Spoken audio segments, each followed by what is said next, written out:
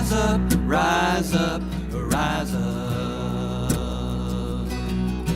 They say it's to protect you, while they try to dispossess you of the right to decide between wrong or right, to openly discuss what politicians hide. They want to keep their secret plans from the public eye. We gotta keep our fires burning, keep our spirits bright. We gotta rise up, rise up, rise up. Rise up, people, against the war. Rise up, people, against the war. Rise up, people, against the war. Rise up, people.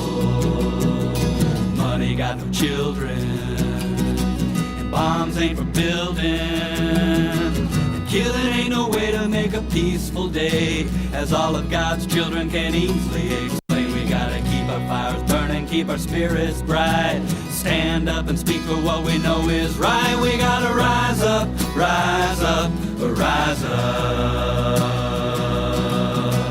Rise up, people, against the war. Rise up, people, against the war. Rise up, people, against the war. Rise up, people. I see days ahead. Kiss my children into bed. All across the planet I see that everything is fine. Yeah! Rise up, people, against the war. Rise up, people, against the war. Rise up, people, against the war. Rise up, people. We got the power and the will, and we'll do it for our children. For the warmongers and the corporate whores in the history books with the dinosaurs. I claim my power, I claim my rights, and no dirty tricks are gonna change my mind. I'm gonna rise up, rise up, rise up.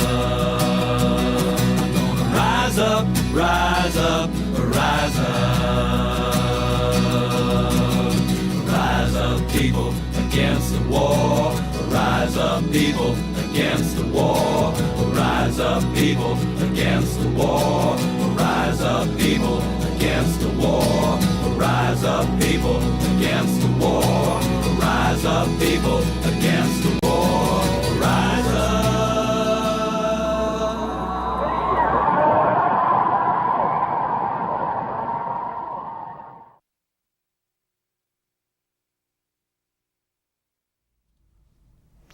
Hello, I'm Dan Shea with Veterans for Peace Forum, also with Veterans for Peace Chapter 72. And that roll-in was a tribute to Bonnie Tinker, who was the first person you saw when it came out there. She was holding the sign, "War is not healthy for your children."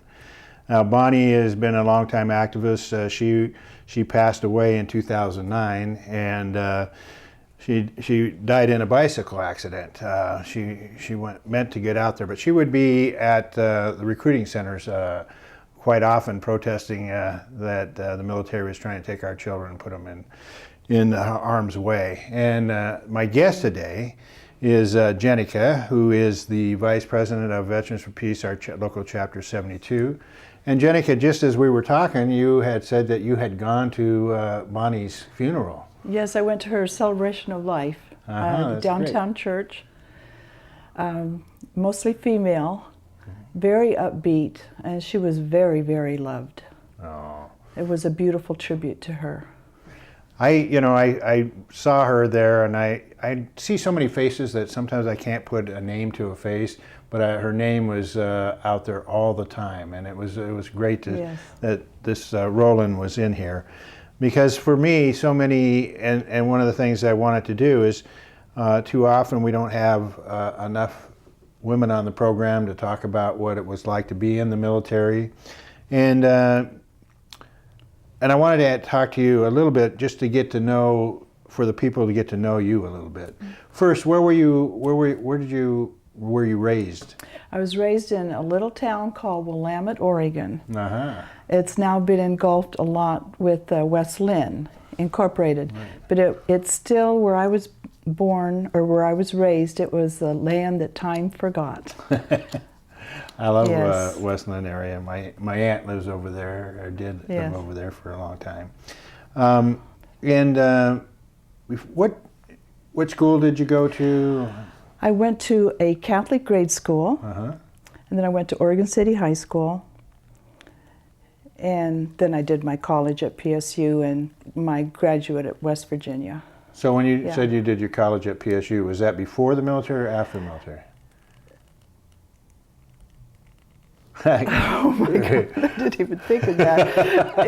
It was after, because I couldn't afford to go to college. There you go. And so I joined the military. Uh-huh.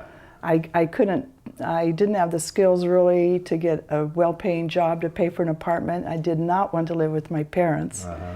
And so I had the perfect solution. I would join the Navy. Uh-huh. So you joined the Navy in, was it 1961? In 1961. And tell us a little bit about that. I noticed you wrote that you did basic training in Bainbridge, Maryland. Mm-hmm. And what was that like?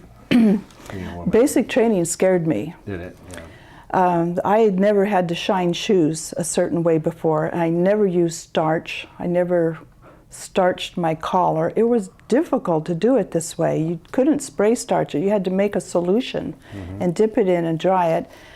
And you were never sure when you were going to be in trouble. And that was scary. You mean the DI sort of yelling at you? Yes. I remember when I Yes. was in the military. I mean, the minute we walked off the bus into onto the parade ground and they rounded us up, it was like, you a bunch of scum, da da da da. They yell at your face if somebody wouldn't stand up straight. They were yelling at them, and next thing you know, you're being pushed through a line to drop your civvy stuff off, grab the military clothes, go get a haircut, and they shaved us off. And you were just, all of a sudden, you felt like, uh-oh, I'm in prison. What the heck happened? I thought so. When I first walked into the barracks, it was so barren and ugly. I thought, oh my God, I've made a terrible mistake. But that didn't last for long, because I don't even remember how long boot camp was anymore, 2 weeks or 6 weeks. But I loved inspections. I loved standing at attention, and they would play music, and I would tear up. I always teared up at all the songs. Sort of the national anthem kind of thing? No, it was the military. The Navy has their own songs. Oh, okay. I didn't. Yeah, not just Anchors Away, but I don't even know what they are. But I would get so proud of being an American and so happy to be in the best branch of service. They had the prettiest uniforms. Of course, us Marines didn't think so. But Oh, we were like this with the Marines. I know. We were your, what did they call us? I forget. We were, you were jarheads. Jarheads, yes. We were some kind of sailor. Swabbies. Swabbies, yes, Yeah, swabbies. But only the guys. Only the So guys. when I got out of boot camp, I had a ball because I was on base. I remember the first time I went to the club, and I walked in and How old were you? I was 18. 18, okay. Never been anywhere. I walked into the club and I walked back and I went and all I saw were men and smoke, and I turned around and oh gosh, I can't go in here. And she's, oh, it's okay. So she walked me back. And so I went to school. I went to school, yeoman school. So then I knew people, and we'd go to the club, and they would call me Miss Coffee because I would drink coffee. I didn't drink alcohol. Well, that's good. Because usually at 18, when you'd walk into a place with us, guys, oh boy, we get a chance to drink alcohol, we're 18 years old. Oh, yeah. That kind of thing. Well, since that's kind of a small town American life was, you're going to support your country, you're going to join the military. Maybe it was also, this idea that there's adventure involved, I'm going to travel places, right? Travel, yes. Okay. So in that experience, after you were out of your training, what was your military training for? Was it? It was yeoman, secretary. Secretary, okay. And my mother was a secretary. She had her own business in her home, so I came by it naturally. And I taught myself to type on the old Remingtons. And I took shorthand in high school, so I was like already set to go in. You just walked right into the job. I walked right in. Okay, so what was your first assignment then? Well, I was first assigned to Commander Kitchen's personal secretary, And assistant. Who is he? She was the head honcho of all the waves at Bainbridge. Okay. And we loved her. She always had a smile. She was always kind. She was an angel. And I was so happy to work for her. And one of my first things I did, she asked me if I would weed her flower beds. And I said, oh, yes. And I pulled up everything. I didn't know what a weed was. I was pulling up anything. I thought they were all weeds because they didn't have flowers on them. So, well, I got through that. And then I got my orders to Sandpoint Naval Air Station in Seattle. I told my mother that I got orders to Washington because she knew I wanted to go to Washington, D.C. And so I surprised her. I surprised her and showed up. So it was cute. Washington State. For people that don't know, Jenika, is the one thing that's interesting when she's saying that she's pulling up everything in the flower beds, she has a beautiful garden. I do. I would never suspect that she didn't know what a flower and a weed was. I had to learn. Well, you've done, that's a long ways. So then, there was some, one of the reasons I want to talk is a little bit about your transition from the military to what led you into a Veterans for Peace, because you were so proud of that period in your life. And as most, I think, veterans are at some point in their lives in the military. And then they begin to look at, what has been going on as far as what the military is doing in foreign occupations since Vietnam. Now, you were in before Vietnam was really on the Yes, I remember us gathering around the radio and listening to the President Kennedy declaring war in Vietnam, and everyone was very somber, and sober, and I'm going, what does this mean? I really didn't know what it meant. Right. It can't be that bad. So I really was naive. Even when I was in the military, I was naive. So, but you're working as a secretary. Aren't you getting information that's coming in that you have to? I did write, I had a secret clearance, and I wrote training duty, 2-week reservist training duties. And that was when they didn't go to war. It was what they did to avoid going in. It was quite the change now. That's interesting. But did you get a sense when you were in, though, that was it knowledge that the war was starting to happen while you were there? No, not at all. I came very late to this concept. My first assignment was at Sandpoint Naval Air Station, and it was a beautiful base. It was on Lake Washington. We had private rooms. There were only like 12 waves. We had a communal room with TV, and then we had a kitchen. We made biscuits, and my best friend Flo Gross would make the biscuits, and we'd smell it, and and it was really wonderful. And they called it the Country Club of the Navy.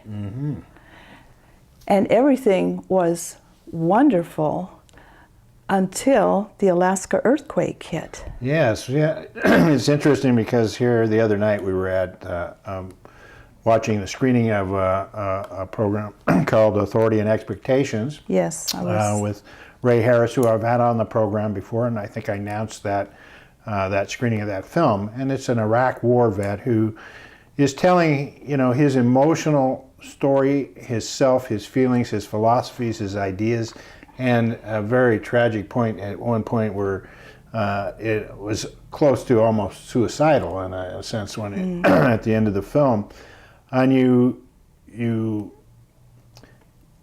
thing is that the positive thing of the whole thing is that you have a veteran who's able to tell his whole story so openly and honestly that it makes people think, because he went from a transition of a small town and in Oregon, Yes, and to the military with a great pride, and he even talked about himself in a position of being abusive to other people, and then coming to the realization it was all an illusion that he was trying to fulfill for some reason to his family and friends in this nation, and he finally found the truth in himself and is opposed to war.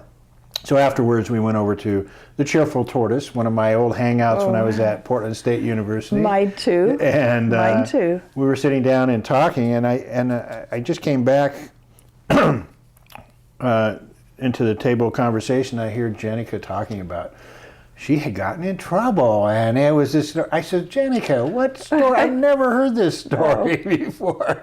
So this is just at after the Alaska earthquake hit. So let's tell this story here. Everything was just fine until the Alaska earthquake hit, and we had many empty rooms in our barracks. So we had a flood of female and some male evacuees from Kodiak. And I was Master at Arms of the Wave Barracks. So, and there were children too, like 12, 14 children and a dozen adults.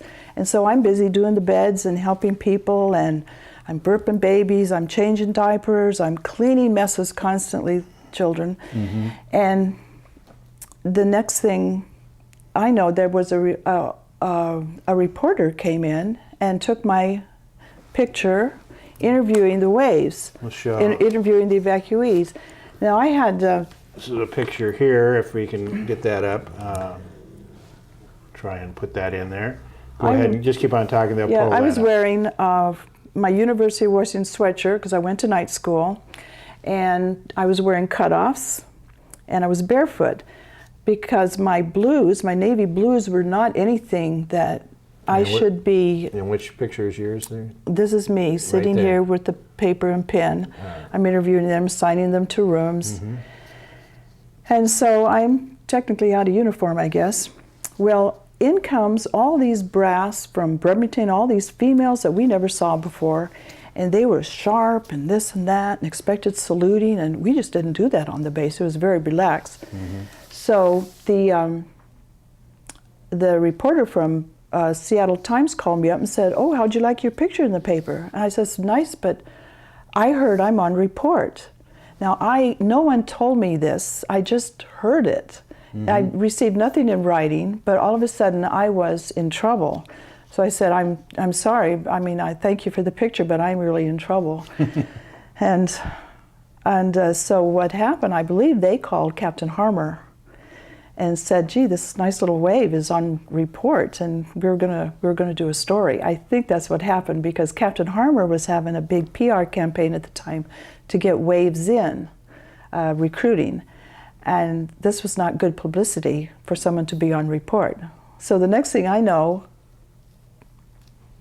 what happened when I was on report that shocked me was that everyone stopped talking to me. My friends shunned me.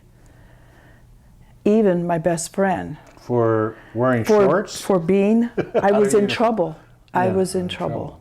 And so they just would say hi to me, but there were no biscuits in the kitchen. And so... the biscuits were burning. I felt terrible, because if I had a friend that got in trouble, I would never not speak to them. And it isn't as if I did something wrong, like, whatever, slapping someone or something. So the next thing I know, a young person in the kitchen, and when I was in the, whatever you called the, forgot what you called the... KP? Handed me this as I'm eating the newspaper. This is another picture here. Another picture, because the reporters came by and took my picture, and I'm back in uniform again. There was no mention of me being on report. So I thought this is not the place for me. If my friends are going to shun me for doing something like this, if the military is so strong that they can have people come between you and your best friend and your friends, it's not the place for me. So I saved my money and got out 4 months later. I didn't re-up. I was planning to re-up and make the military my career. I didn't. I sailed off to Paris and lived there and had other adventures. Well, let me just read a little bit of this. It says, Navy barracks hostess, ears still ringing. And this is Sharon Urey, Yeoman, 3rd class. And this is by Bob Lane. Caring for refugees from the Kodiak tidal wave, melted some of the military Yes. some of the military starch from the life of Sharon, 20 at the time. Pretty wave, Sandy Point Naval Station. A bubbling sense of humor and compassion filled with the gap. I don't know what the hell they're talking about. How they write here is a little bit weird. Miss Urey of Portland is Master of Arms for the Waves Barracks, used by several families evacuated from Kodiak. In a non-military word, she is in charge of the building. So you were really handling the whole project. I was handling everything by myself. I got no help, but I could do it. It was no problem. I did it. You did it. I did it fine, except I did it in cutoffs and a sweatshirt. Well, that's which was practical.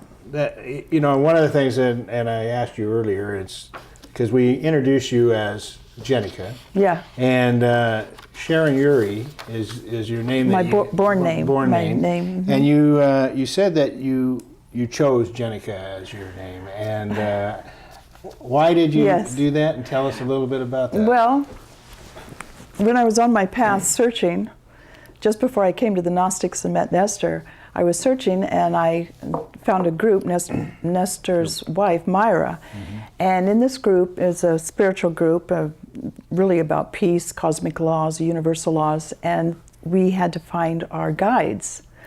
And so I think, God, how am I going to find my guide? Well, I had a dream. This woman was rowing a boat through the sky, and she landed the boat in front of me. And she said, you knew we were going to meet, Jenika, but I bet you didn't think it was going to be this way. And she was my guide. Wow. Her name was Anna. And she called you Jenika. She called me Jenika, and I said, that's all I've ever known you as is Jenika. Yes, so I changed my name. Since you've been on this rowboat to peace. Yes.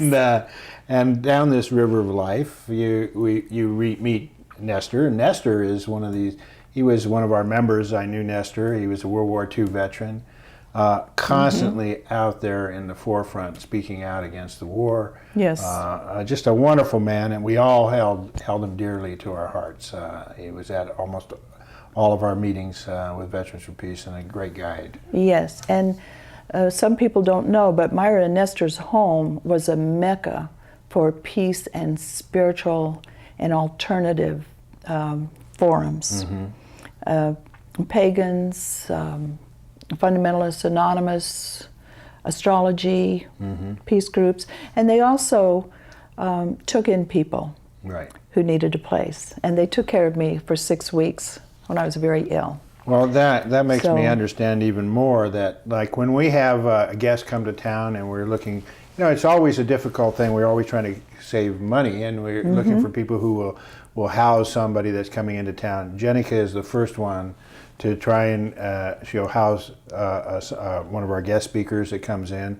I mean, you've had Cindy Sheehan at your house. You've had numerous people at your home. That Vietnam Agent Orange group. Six women, five or six women. Yeah, and she's constantly, that caretaker, that person that we were just talking about. She is this person from the Navy on. She has been taking care of people. And one thing that always interests me, because we share a little bit of, you're both an artist, a mother, and and a lover of music, and Yes. jazz music is interesting.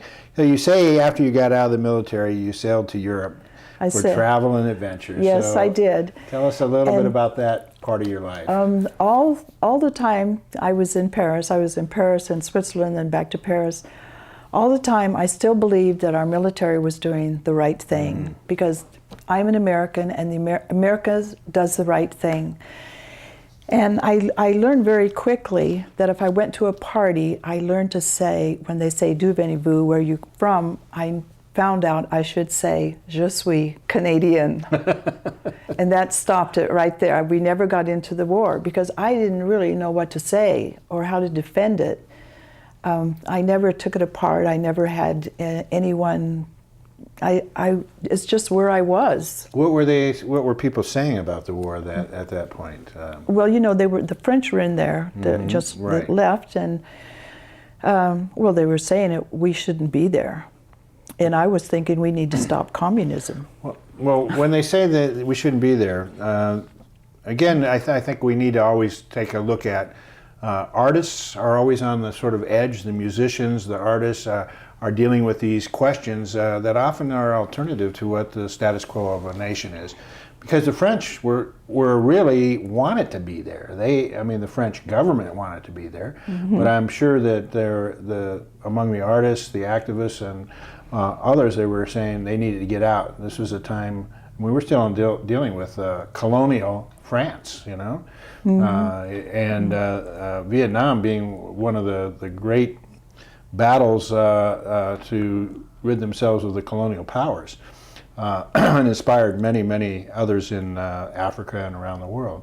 So it's nice to hear that people are saying we shouldn't be there. Yes. Neither of us should be there, in other words. No. Yeah. No, But then that made you question, you know, what are we as Americans doing? Not yet. Not yet. Tell us this journey of yours. I actually worked for Raytheon in Paris. And tell them what Raytheon is. Well, I remember Raytheon is a missile and weapons of mass destruction. And I only remember one letter that was dictated to me and I typed. And the letter was, my boss was talking about a little country named Kuwait. And there was oil there and we needed to get on it. And then so much later that came to be. But still, I was very naive. And I believed in my country. Even when I left and came back to New York City, the protests were going on. And what year was that? That was in '67, the Summer of Love. I came back in the spring. My husband and I came back. He was a jazz musician. He was trying to get established. And he did not want me protesting because, and at that point I did know it was wrong. I didn't know all the ramifications, but I did know we weren't supposed to be there, mostly because so many were dying and we weren't winning. Right. But he was trying to get established, so he didn't think it would be good to be involved in the movement because at that time it wasn't a peace movement, it was an anti-war movement. There was SNCC, there was the Black Panthers, Angela Davis, Pentagon Papers, and they would even have big concerts in Central Park to get us away sometime. Ella Fitzgerald, and of course we're going to go see Ella Fitzgerald. But even then I wasn't radicalized enough, and I was also I was married and I was trying to do the right thing and figure out life. But eventually I had to leave and do my thing, which was to return to school and get my education. So I came back to Oregon with my daughter, and there I was still very busy. I was a student at PSU, I was working part-time, being a single mother, studying, taking a big course so I could get through quick. I graduated cum laude in 2.5 years, also because I had taken some night courses throughout my years. So then I did my graduate at Morgantown. Again, it was a young student population. No one was graduate work in what? Social work. Social work, okay. Yeah, and that was '75. That was after. In fact, the only march I actually went to it was announced that the war was ending. And so I kind of missed it. So then I was home. Then I was home, and I started to think. Well, I got a job. I was working with Child Protective Services, and I started thinking, well, what's going on here? I need to think of myself now. Why is there something and not nothing? Because I had left the Catholic Church because I thought they were very hypocritical for not marching in the street for the Vietnam War. I couldn't figure out why they did it. For it or against it? Against it. Okay, so you come to that really. I did. Let me just go back here a little bit. So in 1967, this is you come back to the United States. Yeah. And I'm just thinking myself, I was just 18, 19 years old. 67, I had just dropped out of high school. And I've been working in pretty hard labor jobs. And in 68, I joined the military. And then almost immediately after boot camp and a few other little incidences ended up in Vietnam. Yes. So I'm in Vietnam. Well, a lot of these things were going on. I hadn't a clue about the information of, Black Panther Party. I didn't hear about this stuff in Portland. Ooh. I didn't hear about anti-war movements. I didn't hear very much of anything. Not that I was paying close attention. I was thinking about survival, but I knew a war was going on and that people were there. And again, for me, I didn't see a future like you. I thought, maybe I can get college, maybe. I wasn't against the people there. I had no concept what I was doing. I just figured we're in a war and I needed to support my fellow citizens in this and join the military and ended up in the Marines. But I'm always curious, and I learned almost immediately in boot camp. Got me thinking right away. But I'm also curious. You said you married a jazz musician. Was he French? No, he was a self-exiled jazz musician. Ron Jefferson. He was with the Les McCann Trio. Okay. And he left to branch out on his own. And you just saw him playing in. Tell me the story how you meet. Well, I walked in. I was taking French lessons at the Alliance Française, and then I heard there was a concert, a jazz concert. So I said, interesting. So I went, and there was my husband playing the drums and talking and laughing, and he was kind of crazy, actually. So when he finished, I walked up to him and I said, "What is jazz?" And he said, so me. He laughed. Yeah, he laughed, and so I met him a few times for lunch, and it was very slow getting into the relationship, but you got into also the knowledge of the music. Yes. You fell in love with it. I fell in love with jazz. Yeah. Yes, I didn't understand it, but I fell in love with it. So you met a lot of the jazz greats over all of them that were around. Yeah, we would meet them. I went to I knew Coltrane. Yeah. I went to his funeral. I was 8.5 months pregnant. Oh. I stood up the whole time in the back, and the most beautiful thing about that funeral service, the church was packed and overflowing. In the balcony was the sound system, and they played A Love Supreme. It was incredible. I mean, you've led an incredible life. I mean, these are like little acupuncture points in your life. I have done a lot when I think about it, but I'm so busy living it, I don't think about it. Yeah. I thought it was interesting when we first came in and you were talking to me, you were saying, well, since you asked me to be on the program, I realized I hadn't ever recorded any of this stuff in my life, and I had to try to organize it in some way. Yes, it was interesting how you start out and you go and you actually come around. Because I love my country and I wanted to serve it, and I feel I'm doing that now. I feel I'm really doing that now. That is so important to say. That is so important. It's interesting, just before coming here, I mean, I do this program, and I've told you that, don't worry, I knew you were a little frightened to come on and talk a little bit. about this, because I don't do it as a checklist of things that we're going to talk about. I try to let it flow and as a conversation, and I think it's the best way to do it. And before coming on here, actually, I got a phone call from this guy in Texas who was an Iranian who wanted to talk about a project he was working on a tribute to Mossadegh, who was assassinated by our government and the Shah reinstalled.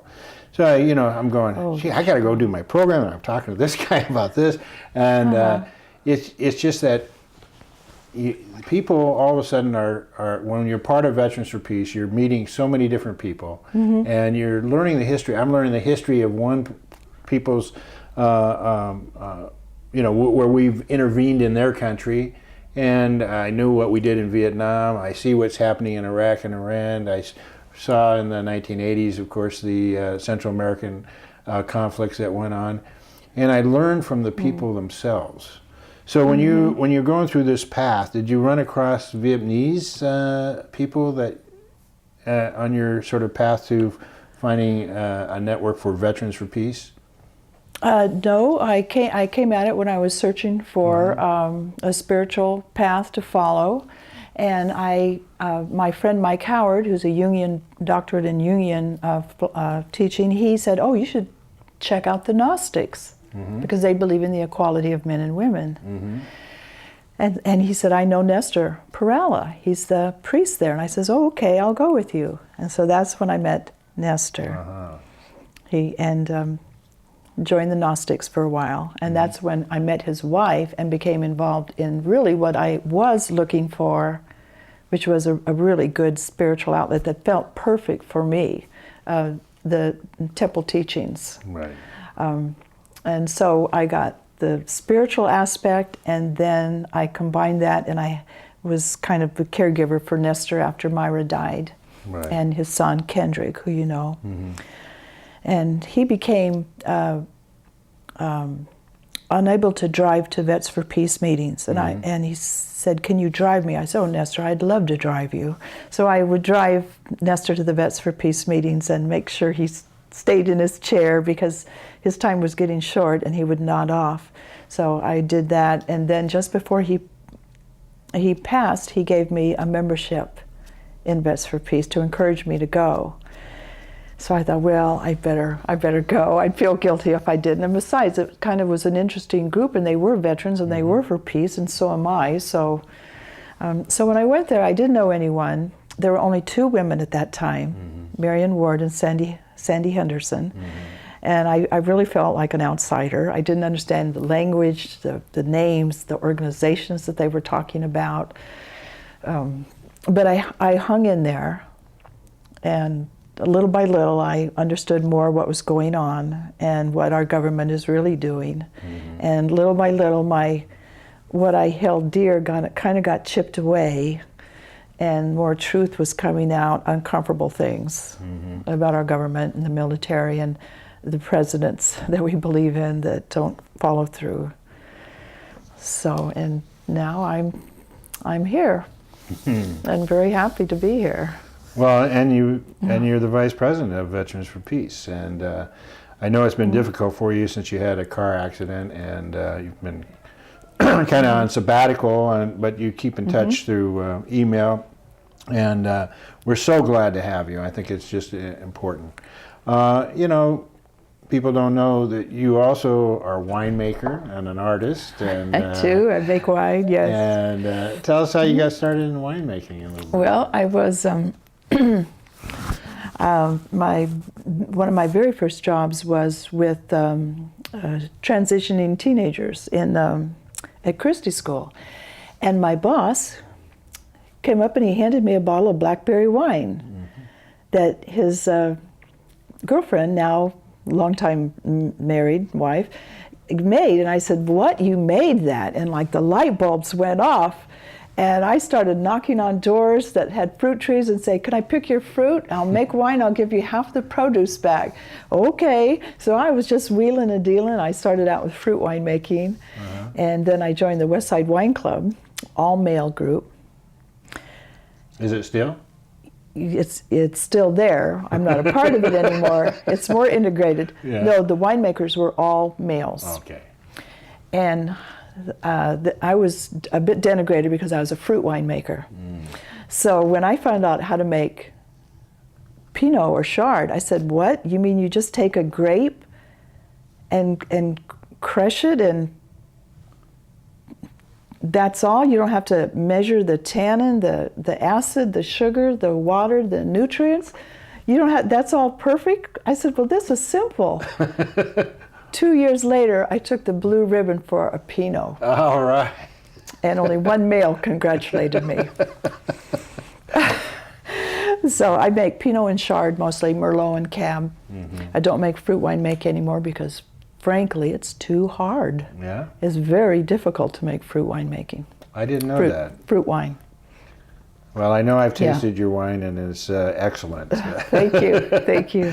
And art, you're a painter, and drawing, and a little bit of everything. Yeah, I do oil. I take lessons from Edie Olson.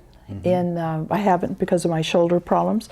Edie Olson in Vancouver, and I fell in love. I've always wanted to paint, always. In fact, in the barracks in Sandpoint, I put up an easel in the middle of my room. I mean, talk about strange. I've apparently always. And you didn't paint then? No, you I just had an didn't. easel there? I had an easel, and I had a painting. I forgot which painting. One of those cardboard things you buy. A reproduction. Reproduction. But when I was in London, I took an art class, and when I was in Paris, I took an art class at Montparnasse, and it was free, socialized medicine. It was free, and we had a live model, and we'd be painting her, drawing her, and every time the professor came by me, he'd go, "Très intéressant, mademoiselle." He wouldn't say anything. What's that mean? Well, it just means very interesting. Oh, very interesting. It's a nice way of saying, No. you need some professional art lessons. But I paint paintings that mean something to me, that I can Right. feel and look at, that are spiritual aspect or a part of my life. Well, That- you said something there Yeah. that I just caught a little bit. You said you were taking these classes, but they were free because you have socialized medicine. Oh, that was in Paris. That was in Paris. But what is that? You mean that was like art therapy?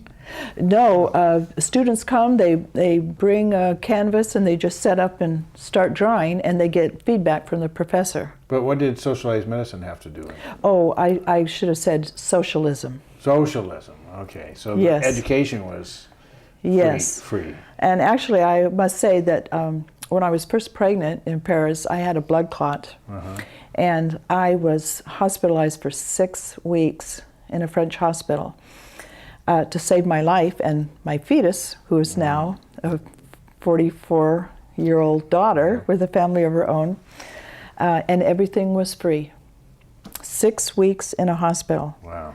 We had our friend recently in the hospital overnight. It cost her $20,000. So that's the difference. This is our great country. This is a wonderful country where we spend our money. It was interesting. I was just telling you too that I had received an email about students that are going back to school who are in so much in debt that there's, we talk about veteran suicides. We're now, I think 60 Minutes just did something where it was like 20 some a day committing suicide of veterans. But I just received this email talking about those young people that are so much in debt to their student loans that they're starting to have a high incident of suicide. And when I start thinking about these things, I go, my God, I have to deal with my own student loans, which has been crushing at times. And when I think about this, I started thinking, what is war doing to this country? War is taking away from us the opportunity of all these young people and creative minds. Instead of spending trillions of dollars on war and weapons that never give anything back but death and destruction, we could have been creating a free education system and from K through higher education. and invested in the lives of our children and the future of this country. Those creative minds and ideas could have found other alternative sources for energy, and we could have been well on the path to a different society.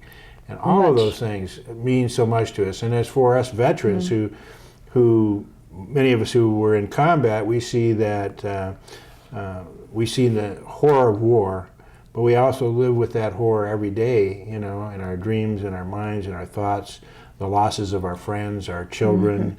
And, you know, we just were at an event at the Friends Meeting House where we just had a program on Agent Orange. Agent The Orange, Friendship yes. Village. Friendship Village. There was a guy named Don Blackburn. This is his book. I don't know if you can get that up there too. All You Have Given, Meditations on the War, Peace, and Reconciliation. This is he was at a little event we just did here last week. When was that? That was Saturday? No. Thursday. Just a couple days ago. Thursday. And Don has some wonderful pictures in this book, and it's all poetry. And one of the things that I found interesting about this, his work, is he wrote a poem on Tet called Tet in the Air. I'm going to read it to you because I think it's powerful. Tet in the air, winter is ending, beautiful, fragrant flowers bloom. Tet is in the air, drums drive away evil spirits. Dragon dancers leap and fly. Tet is in the air, lucky monkey, music, singing, food, drink, and family. Tet is in the air, incense, smoke swirls in the sea breeze. Ancestors sigh and taste offerings. Tet is in the air, children laugh, run, play. Old ones smile, contented, and wait. Tet is in the air, flags flutter, fireworks burst, kites bounce and dive across the cloudless sky.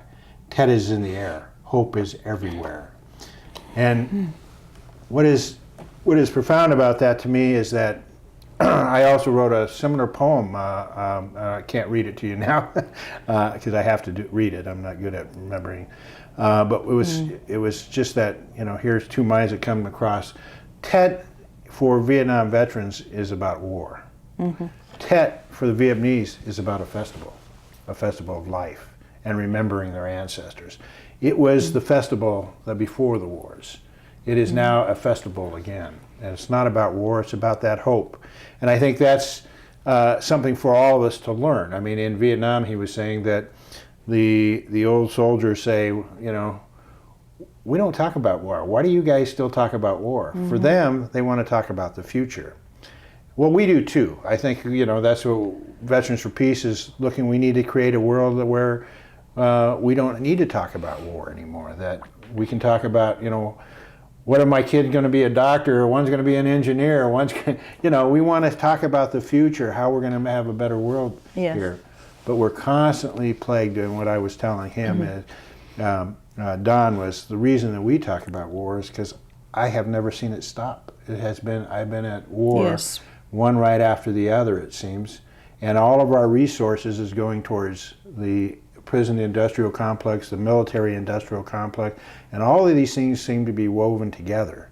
And I'd like to see that somehow that we can move away from all of those things and put that festival for all of humanity. Wouldn't that be great? That would be beautiful. But so far, with the cuts are now going into science. Just when they're on the cusp of breaking through with the genome and all, cancer breakthroughs are just on the cusp, and now the cuts are coming to almost 2 billion in cuts to the scientific community that was doing all these. And what's happening is that we're having a brain drain, because we will have a brain drain, and America will be even less for that. Its best people are leaving. The engineers and the architects of tomorrow are not going to be here because there's no funding for them. There's no support for them. And America she's right here, and she's going down because we're not we're not giving to our people. We're not giving to our reinvesting back infants. We're into not society. reinvesting. Well, I thought it was also interesting at the table that we were at, there was somebody from the Working Families Party, and I don't know if you heard him. He was saying something about they had come up with a resolution that they're putting into the Senate, Oregon Senate, about providing education with the free education with this. With something that you would go into the community after you graduate for a period of time and pay back. He called it paid forward, so that people in our society are paying forward. You invest in those children, they come back out and they're investing it in the community. These were ideas. These are not old ideas. I mean, new ideas. No. They're old ideas, and they've been around in around this country and other countries around the world. And I think that is something that we can do. If we invest in peace, we need a peace institute instead of war institutes. We need a Department of Peace. We need a Department of Peace. And here we are talking about cutting education, the Department of Education. There's incredible things that are just continuing to happen. Anything else in your life you want to talk about? How this all of a sudden just turned you away from? I know Nestor brought you into Veterans for Peace, but you must have thought, here's a bunch of old Vietnam veterans, and once in a while, we get a young Iraq or Afghan vet come into the Yes. and they really have something to say. They do. They add a lot, but we're kind of in our own, But we have expanded. We have almost half women now. That's right. And that's something because they have the creative touch. And I thought of, where do we go from here? It doesn't seem that we older folks are making a lot of headways, but one way I think we do is through Recruiter Watch, which There is you go. Vets for Peace, and the Lucinis, Christopher, Ken, and Joanne are very active in that. And this is going into the high schools and educating them about what really happens if you sign on that line. And I think even more that we need to start with, for us, it would be our grandchildren. I've been talking to my grandson is 11, will be 11 next month, and I have talked to him since he was 4 about war, and you don't want to go to war, you don't want to kill anyone, you'll make their mothers really sad, and you may get killed too. And I slip him little things when his dad isn't watching, little pamphlets and little "Thou shalt not kill," and he said to me this Christmas, he said, Grammy, I'm not going to go to war. I'm sticking with inventions. That is great. I think it's the mindset. We need to get him young, because since he was a little old enough to walk, anything that was pointed, it was a weapon. A banana was a weapon. He was doing this, and I'm going, there is a difference between females and males, So anyway, it's just almost all that testosterone. So anyway, I think we have to get him really, really young. Well, I think it's interesting when you said there's a difference between females and males. There are a lot of women now that are now allowed to be in combat, and they crown that as a victory for women. And what did you think of that? Well, I'm reminded of something that Mike Hasty said about that. He said that when women are in combat and right up there with the men, they will be able to see what the men are actually doing, because 1 in 3 women get raped in the military, and they will be able to see firsthand. And he doesn't think that he believes they will speak out, and it could be a turning point, even though it doesn't look good now. It could be. You never know. That's a good point. I mean, I think like most people who see war, and many women actually have seen war up front. They're already there. So that's not to say that officially they haven't been there, but they have been there and they've seen it, because we've had women on the program that have come out and spoke out against the war. They've seen firsthand. And I think that is the important thing that we need to remember, is that we need to be treated equally among our genders, sexual orientation, whatever it might be, that people come together and realize that the country that we supposed to protect is really the country of ideals, of freedom and inclusion, not exclusion and hatred towards somebody else. And then we can build a real society for people in this country. I think that is important. We have to remember that we are occupiers on the land of Native Americans, and that we have to continue to do. And you know, there's Idle No More movement, which is Native Americans that are now coming out in the forefront. They've always been there, but they're reminding people that they have not gone away, and that they're reaching out and letting people know that they're here and they're not going to be silent. These are movements all across the globe, because Indigenous people everywhere have been oppressed. And I want people to know that. If you want to know more about Veterans for Peace, you can always go to our national website, which is Veterans for Peace, spelled out, .org, or you can go to our local chapter's website, which is www.vfp72.org. It's up on your screen. Jenika will be there to greet you. Yes, indeed, I will. And maybe you'll have an opportunity to sip her great wine. And I've learned so much from your story here. I did not know this story, and I'm so glad that you came on the program to do this. We're going to wrap up the show. We are on the air every fourth Saturday, and we want you to come back and let us know that you're out there. My direct line, my email is djshay@hotmail.com. I'd love to hear from you. Tell us you saw the program. We'll try and put this up on YouTube real soon, and I usually have a list of people. I send that out so that they can see that. I'd love to have you come back, and we'll go ahead and wrap this up. And I want to thank you, Jenika, for coming on the program. Well, thank you, Dan. It's been a pleasure and an opportunity, and this is a wonderful forum that you have here. It's very important. Well, I'm glad that you said that. We need more people to pay attention to alternative media. And I think Metro East Community TV here has provided us with this studio.